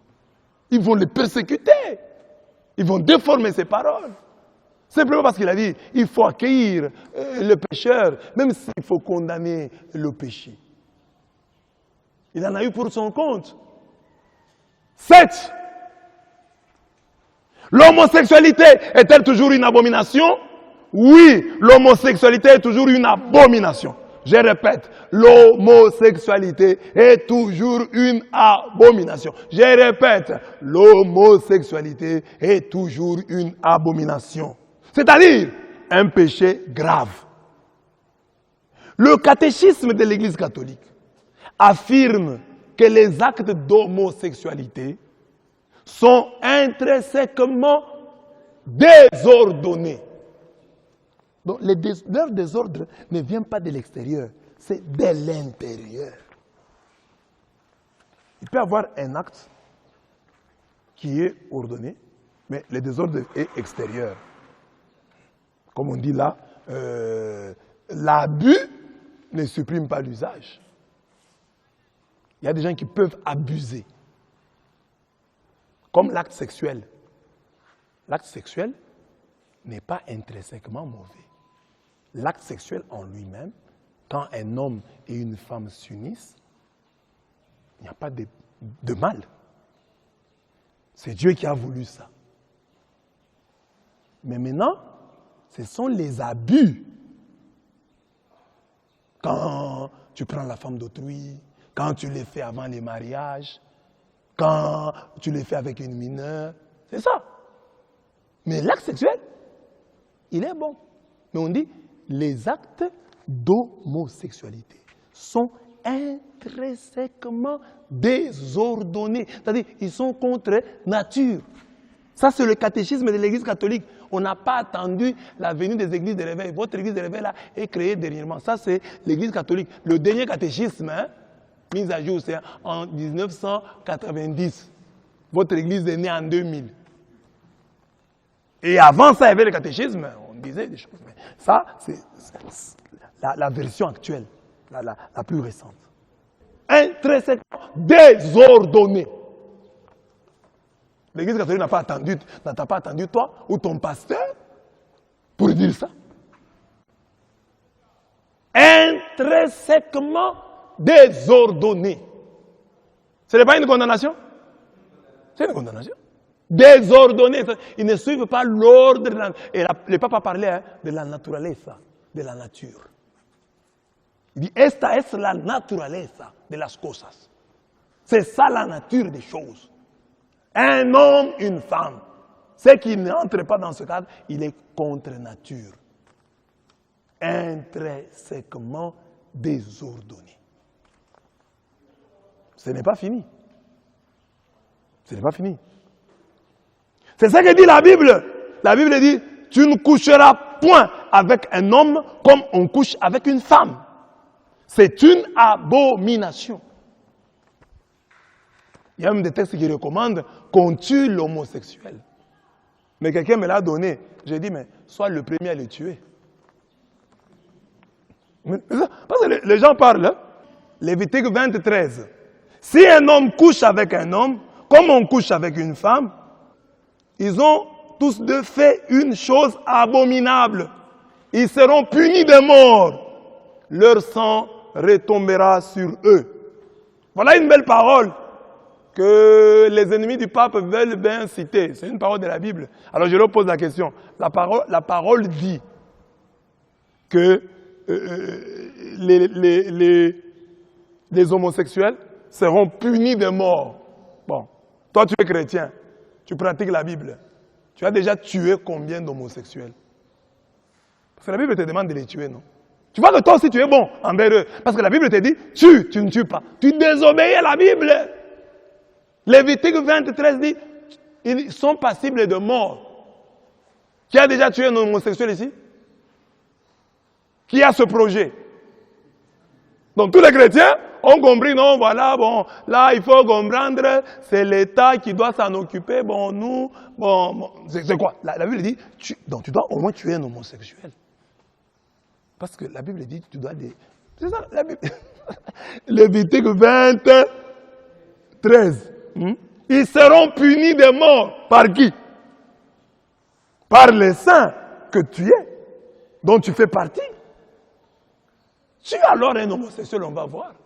On va t'arrêter. Et puis toi, tu vois que c'est facile de les tuer. Avant de les tuer, lui, tu auras peut-être étranglé déjà. Tu es fort. Ouais? Donc, quelqu'un qui vous dit, non, ne m'en suivez la Bible. La Bible dit ceci. Donne-lui Lévitique 23 et demande-lui, tu as déjà tué combien d'homosexuels? Parce qu'on dit ici, il faut les punir de mort. Tu as déjà tué combien? Toi, tu suis. Nous devons suivre la Bible. Oui. La Bible dit, punissons-les de mort. Tu as déjà tué combien? Donc tu vois que même toi, tu es tendre. Tu ne suis pas ce que dit la Bible. Tu violes la Bible et tu dis non, non, là c'est... Il va commencer à dire, les tuer, c'est-à-dire les tuer spirituellement par la parole de Dieu.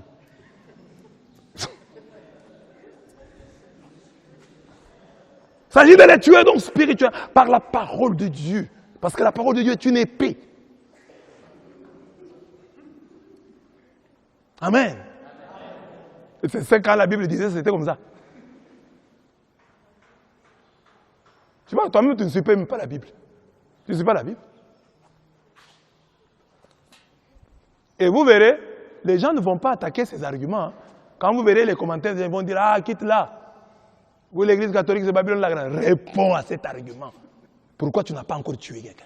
Parce que la Bible te demande de tuer. Ils doivent être punis de mort. Combien d'homosexuels as-tu punis de mort?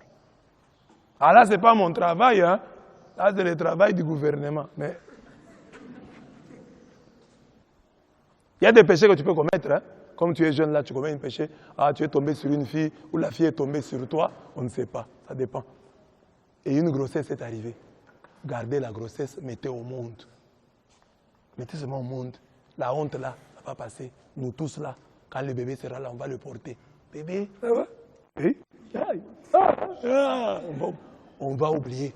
Il y en a aussi qui sont ici, qui pouvaient être les fruits de l'avortement. Mais ils sont là. Qui remarque? Qui remarque? Qui remarque? Donc, nous avons dit, les 7 péchés qui crient vers le ciel, il y a le sang d'Abel, deuxième point, le péché des sodomites, les habitants de Sodome. C'était l'homosexualité. Les péchés d'Abel, j'ai donné, Genèse 4, 10. Ça, je reprends, c'est une citation du catéchisme de l'Église catholique. En son paragraphe 1867. Facile à retenir. Les péchés des sodomites. Genèse 18, 20. Genèse 19, 13. La Bible dit, leur péché était monté jusqu'au ciel. Le péché des sodomites. L'homosexualité. L'Église catholique, dans son catéchisme, n'a pas attendu les églises de réveil. Toi, catholique, tu dois savoir ça. Dans mon catéchisme, paragraphe 1867, l'année de la naissance de l'abbé Blaise, 1867, 7 péchés qui crient vers le ciel. Il y a le sang d'Abel, il y a le péché des sodomites, il y a la clameur du peuple opprimé en Égypte. J'ai entendu vos cris, Exode 3. Le peuple exploité qui crie. C'est un péché qui arrive jusque chez Dieu. Vous avez un travailleur, vous ne le payez pas bien. Son cri là, arrive jusque chez Dieu. Mal payé, faire souffrir, opprimer un peuple.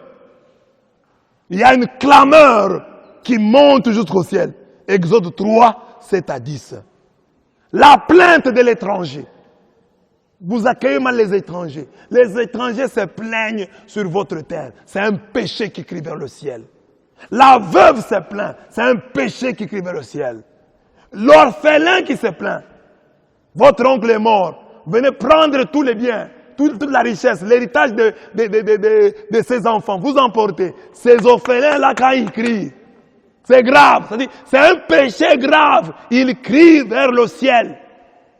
Or, il y a des gens qui critiquent les homosexuels, mais ils ont déjà pris des biens, mangé les biens des veuves, mangé les biens des orphelins. Ça ne leur dit rien. Ça, c'est pas grave. Mais on dit, c'est un péché qui crie vers le ciel.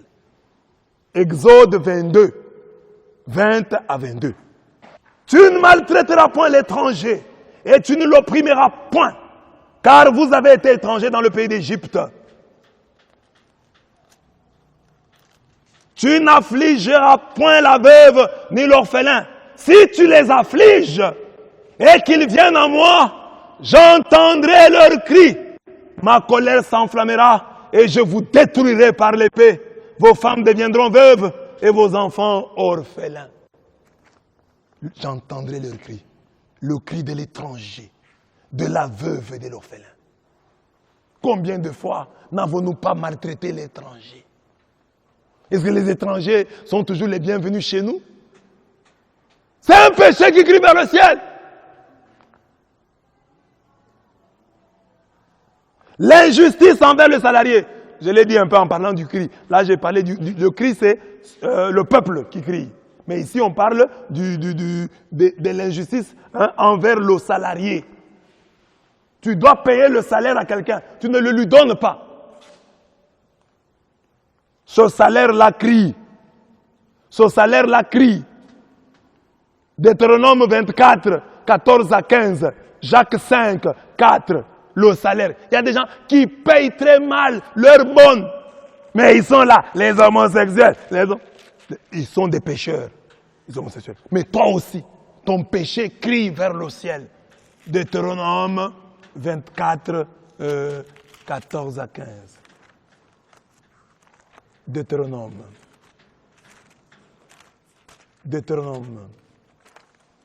24, 14 à 15. Écoutez. Tu n'opprimeras point le mercenaire, pauvre et indigent, qu'il soit l'un de tes frères ou l'un des étrangers demeurant dans ton pays ni dans tes portes. Tu lui donneras le salaire de sa journée avant le coucher du soleil, car il est pauvre et il lui tarde de le recevoir. Sans cela, il crierait à l'Éternel contre toi et tu te chargerais d'un péché. Il va crier. Si tu ne lui donnes pas son salaire, il va crier. Et moi, je vais entendre. Jacques 5, 4. Toutes ces références-là sont données par le catéchisme de l'Église catholique. Ce n'est pas la Bible. Vous blaguez avec l'Église catholique. Je vous ai déjà dit que si vous voulez dire, vous connaissez l'Église catholique, lisez un peu le catéchisme, maîtrisez-le. Vous allez voir, la doctrine est là. Jacques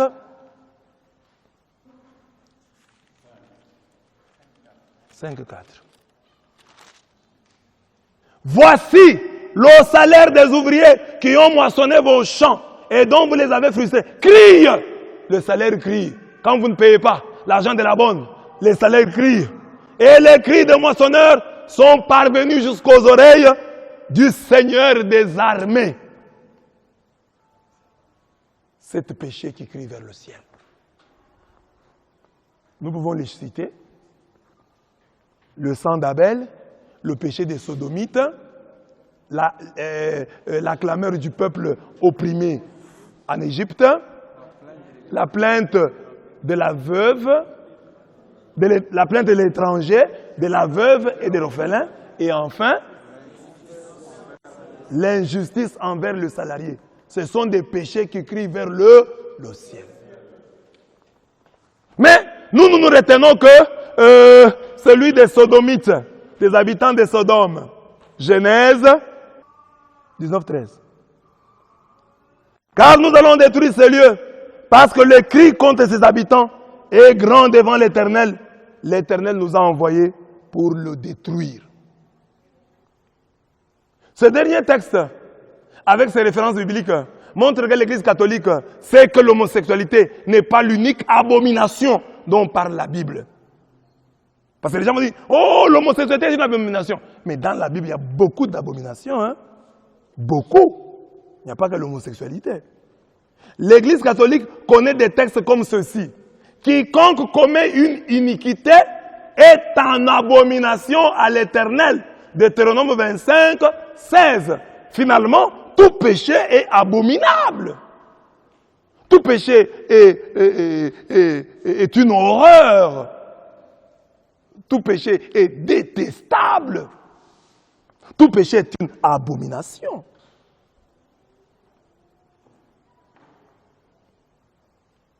Si quelqu'un détourne l'oreille pour ne pas écouter la loi, sa prière même est une abomination. Si tu n'écoutes pas la loi, ta prière devient une abomination. Proverbe 28, 9. Oh, l'homosexualité est une abomination. Mais toi, ta prière est une abomination si tu n'écoutes pas la loi. Tout cœur hautain est en abomination à l'Éternel. Proverbe 16, 5.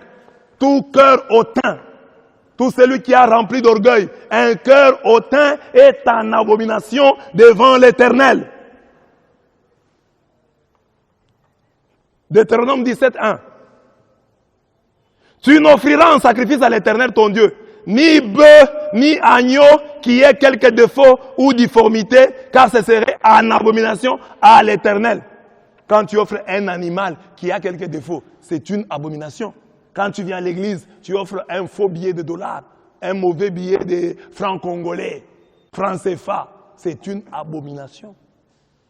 Là, tu ne vois pas. Hein? Celui qui absout le coupable et celui qui condamne les justes sont tous deux en abomination à l'Éternel. Proverbe 17, 15. Donc, l'homosexualité est une abomination. Mais il y a aussi les 6 autres péchés qui crient vers le ciel. Il y a aussi les autres. Le péché en général est une abomination. Le pape sait que si la ville de Sodome a été brûlée à cause de l'homosexualité, il n'ignore pas Matthieu 11, 23 à 24. Jésus s'adressant à la ville de Capharnaüm, qu'est-ce qu'il dit? Si les miracles qui ont été faits au milieu de toi avaient été faits dans Sodome, elles subsisteraient encore aujourd'hui. C'est pourquoi je vous l'ai dit, au jour du jugement, le pays de Sodome sera traité moins rigoureusement que toi. Donc il y a des gens, au jour du jugement, Dieu sera tendre envers la ville de Sodome qu'envers eux. Vous comprenez ce texte? Les Sodomites, c'était des homos. Et Dieu dit ici, Jésus dit, hein, toi, ville de Capharnaüm, Dieu a fait beaucoup pour toi. Tu ne t'es pas converti. Au dernier jour, Dieu sera bon envers les Sodomites. Il va pardonner aux Sodomites. Vous les Sodomites, entrez, je vous pardonne. Donc, on trouvera les Sodomites, les homosexuels de Sodome là au ciel. Ils peuvent entrer au ciel. Mais vous là, qui dites que vous connaissez beaucoup, vous maîtrisez la Bible, vous critiquez le pape parce qu'il a dit ceci, il a dit cela. Vous vous connaissez plus que le pape. Vous aimez Dieu plus que le pape. Vous aimez l'église plus que le pape. On dit ici, il y a des Sodomites qui seront traités moins rigoureusement que vous. Ah, toi, tu es des Sodomes. Oui. Ah, tu commettais l'homosexualité. Oui. Toi, je te comprends. Jésus n'était pas encore venu. Tu n'avais pas suivi tous les enseignements. Entre. Et les Sodomites vont entrer. Mais toi, qui prétends beaucoup connaître, Dieu va te juger sévèrement. Vous n'avez pas peur? Vous n'avez pas peur? Vous trouvez ce texte normal? Que les Sodomites seront jugés moins rigoureusement que toi. C'est l'évangile. Vous connaissez ce texte? Et vous parlez des gens, et vous jugez facilement les gens. Après avoir écouté des textes comme ça, mais vous devez avoir peur. Ah, mon cher, je ne sais rien. Ah, je m'étais. Mais malgré l'enseignement, malgré ce que j'ai dit là, dès que nous sortons ici, jugement sur jugement. Celui-ci en enfer, celui-là au ciel. Vice Dieu. Dieu adjoint. Vous voyez, le chômage n'est pas une bonne chose. Hein. Quand tu es chômeur, tu te retrouves, tu commences à jouer l'adjoint de Dieu. C'est l'adjoint de Dieu, tu commences à dire, celui-là, il n'a rien, celui-là. Dieu n'a pas d'adjoint. Amen. Dites, pourquoi cet emballement médiatique? Pourquoi les médias, tous ces jours, les réseaux sociaux, on ne parle que de ça? Depuis mercredi, tout le monde ne parle que de cette déclaration du pape François. Cet emballement médiatique. Prouve-moi 3 choses. La première, l'Église catholique n'a jamais approuvé le mariage des homosexuels. Oui, c'est-à-dire, l'Église catholique n'a jamais. Je l'ai dit, car avant le 21 octobre, certaines églises de réveil affirmaient déjà que l'Église a déjà accepté et célébré ce genre de mariage, entre guillemets. N'est-ce pas? N'est-ce pas? Oui. C'est pour la première fois que vous entendez les gens dire que l'Église a déjà... C'est pas la première fois. Mais comment ceux qui disaient que l'Église a déjà approuvé sont scandalisés? Parce qu'ils nous disaient que l'Église catholique a déjà accepté le mariage des homosexuels. Bon, maintenant, qu'est-ce qui s'est passé le mercredi? Oui, ils ne comprennent pas. Eux disaient ça avant. Pourquoi seulement il y a eu cet emballement médiatique le 21? Alors qu'eux disaient toujours que l'Église a déjà accepté. Hein? L'Église a-t-elle accepté? Mais ça vient d'où? Vous comprenez que c'est le diable. Parce que la Bible dit, aucun mensonge ne vient de la vérité. 1 Jean 2, 21. Aucun mensonge ne provient de la vérité. Ils disent qu'ils sont dans la vérité. Mais le mensonge ici vient faire quoi? Et ils ont trompé ici en Bougement. Ils ont dit que le pape a fui. Vous n'avez pas entendu ça? Le pape a fui Rome à cause du coronavirus. Vous n'avez pas entendu ça? Ils ont dit ça. Aucun mensonge ne provient. Catholique, dès que vous rencontrez quelqu'un qui dit même un seul mensonge, rejetez-le sur votre église. Il dit par exemple, oh les prêtres vont au cimetière. Déjà quand vous le faites, c'est un mensonge. Rejetez-le, ne l'écoutez même plus. Aucun mensonge ne provient de la vérité. Donc, au moins nous retenons une chose, c'est que l'église catholique, depuis toujours, n'a jamais accepté le mariage des homosexuels. Parce que les 21, les gens vont dire, vous voyez, le pape vient d'accepter. Or, avant les 21, eux nous disaient qu'on avait déjà accepté. Vous comprenez? Ce sont des menteurs.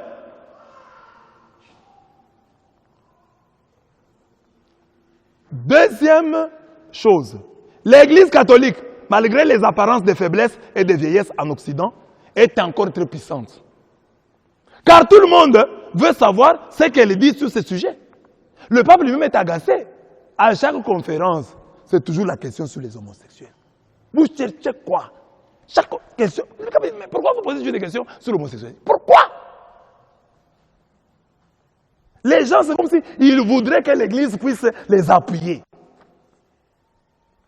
C'est que l'Église est encore puissante. Et là, ça se passe en Occident, où les églises, de plus en plus, c'est vide. Ou sont presque vides. Moi, j'étais là. Mais ces gens-là veulent que l'Église cautionne leur péché. Et l'Église ne cautionnera pas leur péché. Nous vous accueillons. Mais ce que vous faites là est intrinsèquement désordonné.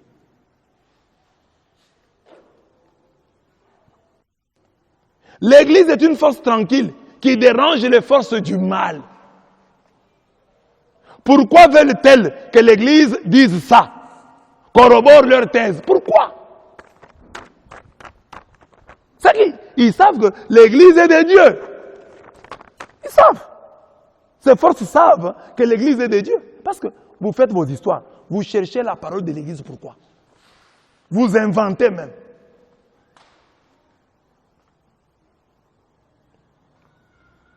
Je connais tes œuvres, dit Jésus à l'église de Philadelphie. Voici, parce que tu as peu de puissance et que tu as gardé ma parole et que tu n'as pas renié mon nom, j'ai mis devant toi une porte ouverte que personne ne peut fermer. Mais ça, c'est une opportunité pour qu'on puisse parler de l'église. Parce que quelqu'un me disait, ah, mais c'est l'abbé, mais le pape aussi, il fait trop de déclarations, il crée des problèmes. J'ai dit, mais empêchez Jésus d'aller chez Zachée. Jésus est allé chez Zachée et ça a provoqué des tollés. Il n'y a pas moyen de faire autrement. C'est Jésus lui-même qui a... Parce que Jésus, pourquoi il est allé chez Zachée? Pourquoi il pardonne à cette prostituée? Pourquoi il fréquente les publicains? Il s'est créé des problèmes. On aurait voulu un Jésus tranquille. Mais Jésus va chez tous ces gens-là. L'Église catholique a beaucoup d'ennemis. Elle a des ennemis dans la presse pour déformer les paroles du pape. Elle a des ennemis en son sein qui, sans chercher à comprendre, ont vite crié au scandale. Il y a des catholiques, ah, c'est ce que le pape dit. Est-ce que tu as essayé de comprendre? Et ce, malgré les explications. Tu lui expliques, même il est catholique, tu lui expliques, il ne comprend pas. L'ennemi de l'Église catholique, c'est le catholique lui-même, lorsqu'il n'est pas affermi. L'Église a beaucoup d'ennemis parmi ceux qui se disent chrétiens. Maintenant, si l'Église est combattue par ses propres fils, de l'intérieur, que dire maintenant des autres qui se disent chrétiens qui sont à l'extérieur? Savent-ils que le pape a dit ceci? Par exemple, cette parole du pape, c'est une parole du pape que tout le monde devrait connaître. Qu'est-ce que le pape dit? À cette génération et à tant d'autres, on a fait croire que le diable est un mythe, une image, une idée, l'idée du mal. Mais le diable existe et nous devons lutter contre lui. Ce sont des paroles du pape. Beaucoup de catholiques demandent aux catholiques qui sont à côté de toi là, dis-moi un peu une parole du pape que tu connais. On ne s'intéresse pas à ça. C'est tout d'un coup, le pape a dit ceci sur l'homosexualité. Est-ce que toi tu as l'habitude de lire? Et si tu veux avoir les paroles du pape, tu vas les chercher où sur Internet? Tu sais où il faut chercher les paroles du pape? Le pape veut ressembler à Jésus et c'est pourquoi le diable, à travers la presse, à travers les catholiques non affermis et les églises de réveil, est très remonté contre lui. C'est le diable qui est derrière la presse. C'est le diable qui est derrière les catholiques non affermis. C'est le diable qui est derrière les églises de réveil qui ont cru, ah, nous avons une occasion pour attaquer l'église. Nous avons une occasion pour gagner quelques âmes non mal affermies ou non affermies. Le diable veut profiter. Alors vous soyez prudents comme des serpents, simples comme des colombes. Pourquoi tant de bruit des non-catholiques sur ces propos? 9. Les non-catholiques ignorent que le courant luthéro-réformé est favorable aux bénédictions des couples de même sexe. Donc, chez les protestants, ça personne n'en parle. Ou très peu en parle. Ça ne défraie pas la chronique. Là où déjà on bénit les mariages. Chez les protestants, chez les anglicans, dans l'église de Desmond Tutu, on bénit les mariages des homosexuels. J'ai donné ici. Les synodes de l'église de Suède avaient ainsi approuvé cette possibilité dès 2009. Dans la foulée de l'adoption d'une loi sur le mariage homosexuel dans le pays. L'évêque de Stockholm, Eva Brun, première évêque luthérienne lesbienne dans le monde. Donc il y a des églises protestantes issues de la réforme de Luther qui ont d'abord comme évêque une femme et cette femme-là est lesbienne, elle est évêque, mariée à une autre femme, pasteur en Suède. Pour la plupart d'entre vous, c'est la première fois que vous entendez parler de ça. Mais sur l'homosexualité approuvée par l'Église catholique, vous, chaque jour ici, on vous casse les oreilles. Et mercredi, on a dit que c'est ça. Alors qu'on nous disait tout le temps que l'Église avait déjà accepté. Mais on nous a dit encore, mais l'Église, on vient de l'accepter. On vient de l'accepter pour la 30e fois.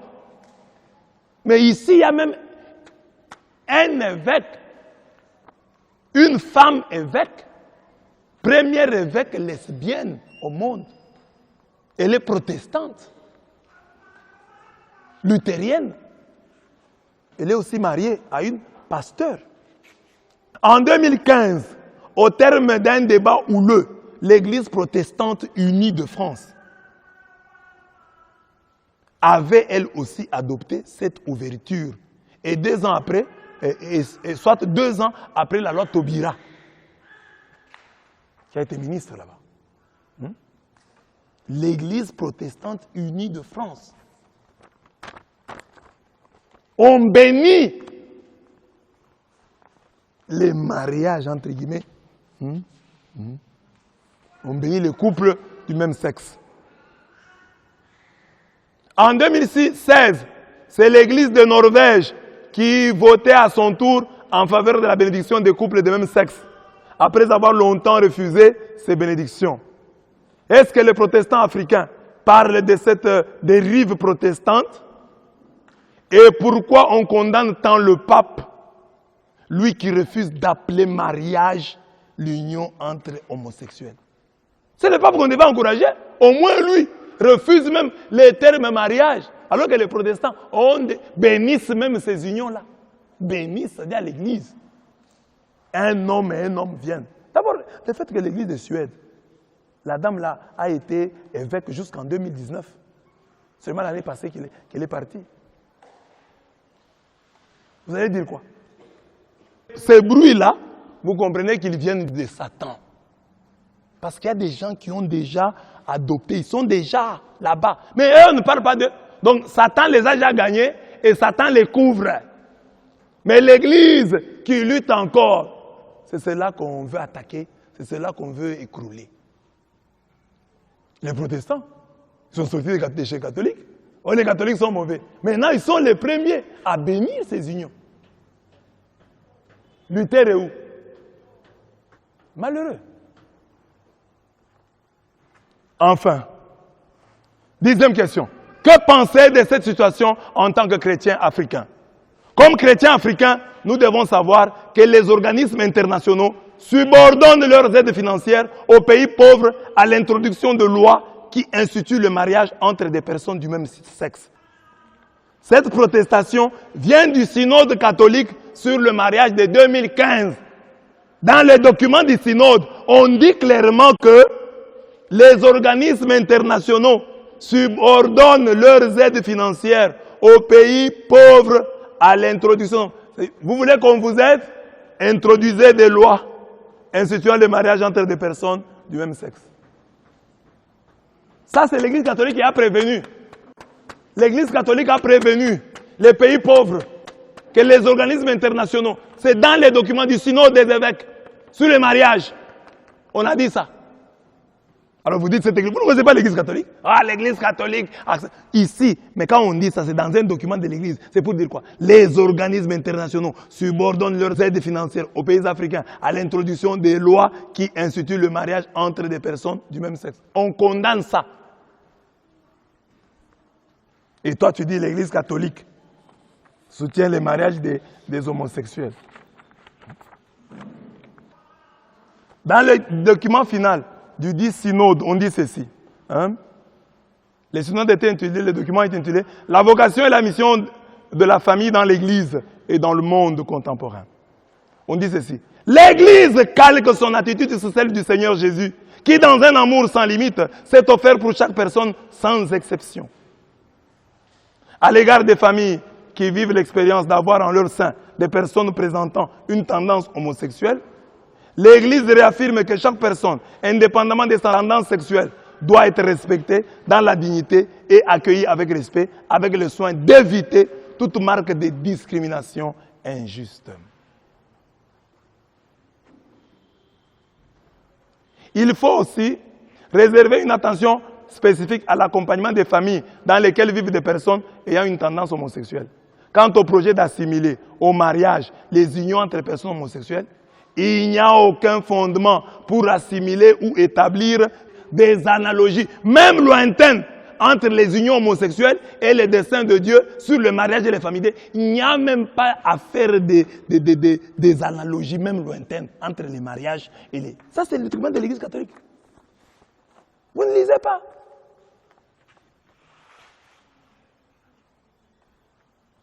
Alors, ici, je prends le paragraphe que je viens de vous lire. Les synodes, ça c'est l'Église catholique, 2015. Les synodes, c'est-à-dire cette réunion-là des évêques, considèrent en tout cas totalement inacceptable que l'Église locale subisse des pressions en ces domaines et que les organismes internationaux conditionnent les aides financières aux pays pauvres à l'introduction des lois qui instituent le mariage, entre guillemets, entre des personnes de même sexe. Document de l'Église. Donc l'Église condamne les organismes internationaux qui subordonnent leur aide à l'introduction des lois en faveur de l'homosexualité dans leur pays. Vous voulez qu'on vous aide à accepter les mariages gays? L'Église, non, non, c'est inacceptable. 2015. Ce n'est pas tout. Donc nous les Africains, donc, nous devons nous armer pour ne pas laisser l'homosexualité nous envahir. Donc nous devons nous armer maintenant. Il ne faut pas accepter que ça vienne chez nous. Nous devons nous battre. Amen. Amen. Vous avez compris? Nous devons nous battre pour que l'homosexualité ne nous envahisse pas. L'Afrique doit rester le bastion de la lutte contre l'homosexualité. Nous devons nous battre. Pour autant que ce n'est pas encore, c'est entré, mais bon, c'est encore marginal. Battons-nous. Luttons. Cherchons la vertu dans les autres domaines, mais aussi dans ce domaine. Nous devons, ce n'est pas tout, nous devons, comme le catéchisme de l'Église catholique le fait, inviter les personnes homosexuelles. Écoutez ce que l'Église dit. Parce que, oh, vous les laissez, vous ne leur dites rien. Le catéchisme dit quoi? Nous devons inviter les personnes homosexuelles à réaliser la volonté de Dieu dans leur vie. Et si elles sont chrétiennes, à unir au sacrifice de la croix du Seigneur les difficultés qu'elles peuvent rencontrer du fait de leurs conditions. L'Église continue. Les personnes homosexuelles sont appelées à la chasteté. Dites Amen. Amen. Catéchisme de l'Église catholique, paragraphe 2359. Les personnes homosexuelles sont appelées à la chasteté. Amen. Par les vertus de maîtrise, éducatrices de la liberté intérieure, quelquefois par le soutien d'une amitié désintéressée, par la prière et la grâce sacramentelle, elles peuvent et doivent se rapprocher graduellement et résolument de la perfection. De la perfection. C'est moi qui dis, c'est le catéchisme de l'Église qui dit, ces gens-là doivent se rapprocher graduellement et résolument de la perfection chrétienne. Donc, ils doivent abandonner, ils doivent se convertir. Ce n'est pas clair? Ce n'est pas le catéchisme de quelle église? Mais on dit, les personnes, on dit clairement, les personnes homosexuelles sont appelées à quoi? À la chasteté. Et à la fin, on dit à la perfection chrétienne. Résolument, avec décision, avec détermination. Se rapprocher de quoi? De la perfection chrétienne. Catéchisme de l'Église catholique, paragraphe 2359. Donc, l'Église condamne. Nous nous disons, faisons un effort pour ne pas tomber dedans. Ne permettons pas à l'homosexualité de nous envahir. Mais nous disons, les homosexuels, s'il y en a parmi nous, là où qu'ils se trouvent, ils sont appelés à la chasteté. Ils sont appelés à la perfection chrétienne. Graduellement, mais résolument. Ils doivent se rapprocher.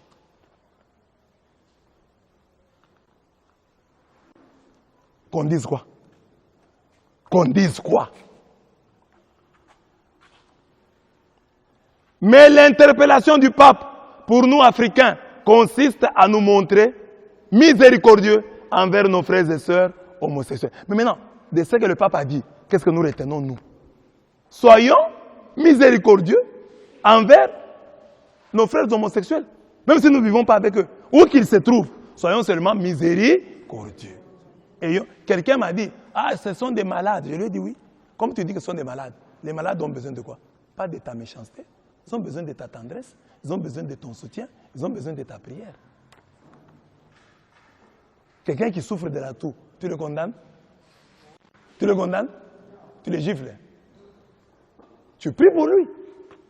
Et Jésus, c'est l'image que Jésus utilise pour parler de nous tous. Il dit, nous tous, nous sommes des malades. Les pécheurs sont des malades. Notre dureté envers eux doit être atténuée par 1 Corinthiens 6, 9 à 11. Ne savez-vous pas que les injustes n'hériteront point le royaume de Dieu? C'est lui qui est injuste, qui n'est pas objectif dans un débat. C'est de l'injustice.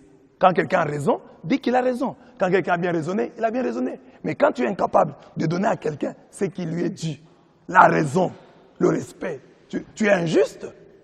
Là où il faut acclamer, toi tu cries. Tu es injuste. On dit les injustes n'hériteront point du royaume des cieux. Et on ajoute.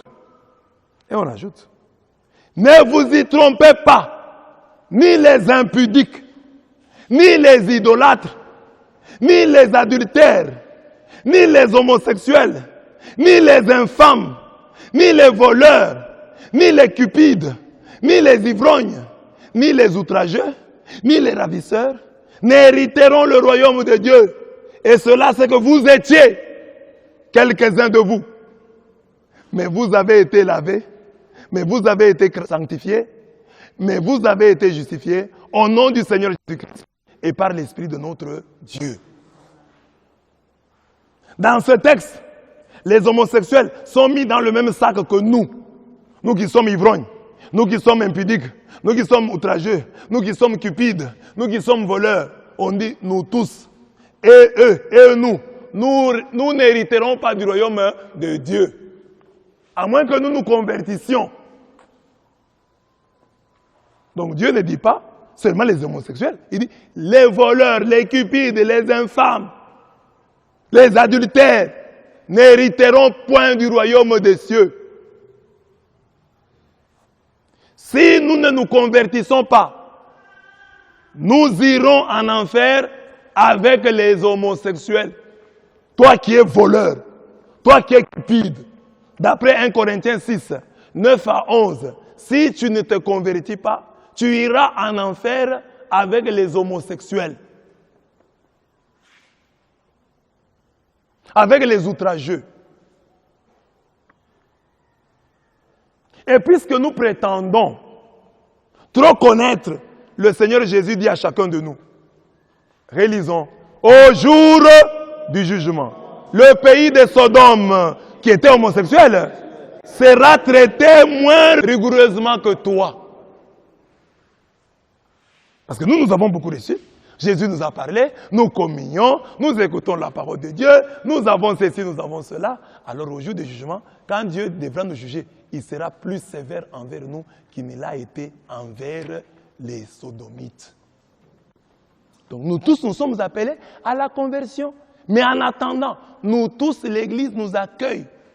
L'Église accueille les cupides que nous sommes, les voleurs que nous sommes, les adultères que nous sommes, les outrageux que nous sommes, les calomniateurs que nous sommes. Et nous, en tant que calomniateurs, en tant que voleurs, nous sommes couverts par la loi. Hein? Nous sommes couverts par la loi. Nous avons la couverture légale, non? Tel que tu es là, tu vas voler. La loi dit quoi? Qu'on te tue. Qu'on t'arrête et qu'on t'amène à la justice. Et tu as droit à un jugement équitable. Tu dois avoir un avocat. Tu as droit.